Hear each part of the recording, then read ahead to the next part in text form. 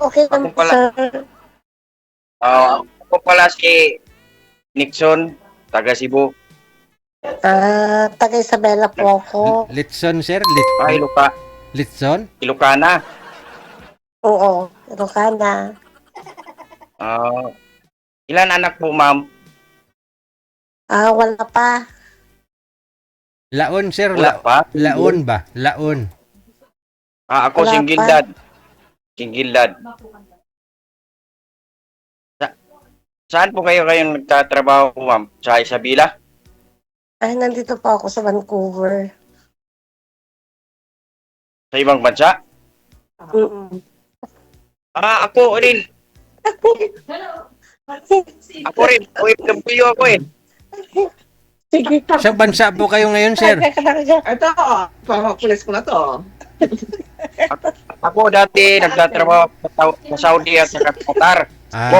Dati Sorry, pala. DJ. Ayun, dito- Kaibigan ko Dito ako sa dumating. Pilat. Sir, nagtatrabaho ako sa Piliti. Hindi ka na OFW. Oo. Ngayon. Pero anytime pwede akong magbalik sa abroad kaya may passport naman ako eh. Ah, Kasi may plano pa ako na magbalik abroad kasi mayroon akong plano kung papalarin ako kay ma'am. Aray.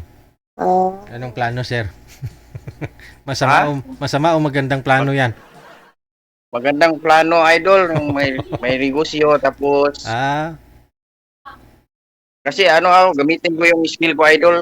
Yung siniro ko ako sa Chinese seafoods eh. So, ano po, magre-restaurant ka pag sakali? Mag-start muna ng small business. Ngayon, Karinderya. mag-plan muna. Oo. mm. Ikaw, ma'am, ano ang hanap mo sa isang lalaki? Wapo? Yaman? Hindi.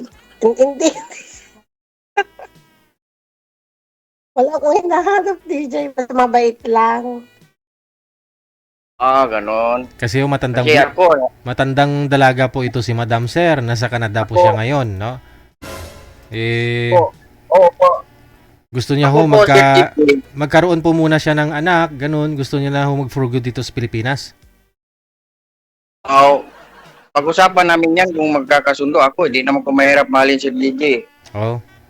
Wala ko. Talaga. Wala naman akong dito.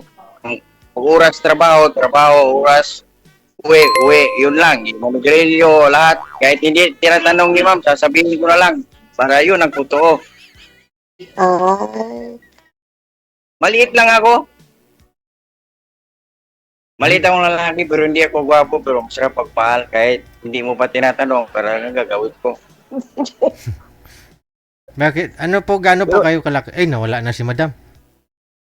Lagi naman akong pinapatayan ni ma'am. Kaya nga eh. Gaano po kayo kalaki, sir? 5'3". 5'3". Tapos, wala ka namang Baka si bisyo. ma'am Bakit to naghiwalay po kayo ng misis mo? namatay na po. Sorry. Namatay. Bakit? Namatay? Nag-dialysis po. Oo. Sige. Standby po muna kayo, sir. Babalikan nun natin si Madam. Babaan nyo muna ang tawag. Sige po, Okay. sir. Lagi akong iniiwan eh. Wala tayo magawa eh. Ayan na naman. Sabihin nyo, nagbubuhat na naman ng bangko si sir. Kailangan ganun po talaga. Hindi nagtatanong kausap. Siya na ho magpakilala ng sarili niya. Uy, nawala ho. Wala pa rin si Madam, sir. Naku, ayaw yata sa akin dahil gwapo hinahanap, idol eh. Wala Kasi sabi niya, hindi naman daw siya naghanap ng kung ano-ano. May mga nag-mine nga sa'yo sa comment, sir. Yung cute mo daw. Thank you. Wala akong bariya eh. Yung buo. Bakit barya? Wala problema yan kung meron. Sayang naman kasi matandang dalaga po yun si Madam, no? Nagpalay na po yun dito last week. Bakit pinapatayan niya ako? Baka hindi niya ako gusto si Richie. Hindi ko po alam, baka may trabaho kasi parang nasa trabaho pa ho siya. Dumating yung kasama. Naku, kung ako mamahalin niya, hindi ako mahirap. Masarap magmahal ang mga Bisaya. Oo, lami kayo. Ilan po anak mo, sir? Usara ako anak sa una. Pangalawa. Wala, naghanap, naglibang ako sa trabaho kasi. Ayun lang. Plano ko kasi Sir Idol, Mm. kung papalarin man sa ibinigay mo sa akin, thank you. Mm. Babalik ako ng abroad dahil una, nasabi ko na may plano ako. Aha. Start ng negosyo kasi gamitin ko yung skill kong alam ko na experience ko sa pagluluto. Aha. Ano po yung mga niluluto mo? Chinese food po ba? Chinese specialty ko, Sir Gigi, Oh. seafoods eh. Seafoods. Yeah. Oh, yeah. Lobster, alimango, hipon, sumpo, tanang klase. Alam ko anong luto, anong style, anong hiwa. Alam ko yan. Tagal ko sa Manila, trabaho. Sarap yun, no? Seafood.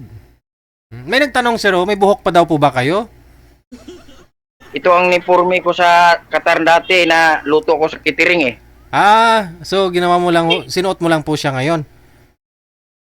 Oo, dala-dala ko yung niporme ko. Nag-Saudi ako ng 4 years. Still fixer ako sa Saudi Arabian Bimpo Oil. Tapos nagkatar ako ng 2 years sa Saka Babila Catering. Sa ngayon, Sir Gigi, dito ako nagtrabaho sa Pinas sa PLDT, mainline. Okay. Kung papalarin ako kay ma'am, ready passport na ko kung magkasundo kami. Depende sa usapan. Kung magpapakita siya uli ngayon, kay pinatayan ako ilang bisis eh. Wala na daw signal, sir. Pinatay na yung cellphone, sir. Paano kaya yan? I-chat mo lang po siya dito kasi connected naman po kayo. Tapos kung mag-reply, edi, kung open niya po yung cellphone niya, usap na lang po kayo, ha? Baka ayaw niya sa akin eh. Hindi ko na malam yung number niya. Dito na po yun, sir. Makikita mo yan mamaya pag binaba mo yan. Makikita mo yan dyan, grupo natin. Makikita mo. Ngayon, pagkatapos na usap Sir DJ, babalik ako sa kwarto ko. Walang signal doon. Paano yon? Ayun lang, ma'am. Edi dyan ka muna. Mamaya ka na bumalik sa kwarto mo. Tingnan mo muna yung chat niya. Pinatayan ng ako ni ma'am eh. Hintayin mo na lang na siya mag-chat eh. O, Ibig sabihin, no, balik na ako sa kwarto. Opo, oo. Reviewin mo rin po yung mga comment ng mga viewers natin kasi marami pong nakyutan sa'yo dyan sa comment. Nako, wala pong barya, Sir JJ. Thank you. Sabi ko nga, buoy, bakit barya? Mabili ng barya ngayon? Wala. Mayroon. Kuan, hindi. Hindi. Sige, sige. Tingnan nyo lang yung mga comment nila, ha? Maraming salamat. Thank you, Sir Idol. Bye. Sana papala rin kami sa binigay mo sa akin, ha? Thank you. Okay. Ayun pala yung suot niya sa ulo niya. Yun po yung nagtatrabaho siya sa Qatar hanggang ngayon suot niya. Ambot na lang. Mahilig kasi kayo magtanong. Gusto nyo, itanong ko kung may buhok. Itanong ko kung ano yun sa ulo. Dami nyong alam. Kaya tinanong ko kung may buhok ang sagot. Sabi niya, ito ang suot ko sa Qatar. Ang layo, no? Sir, sabi ko, may viewers tayo. Sabi nila kung may buhok ka pa daw. Sabi niya, ito ang suot ko sa Qatar. Nagluluto lang siya. Ay, ambot, ha?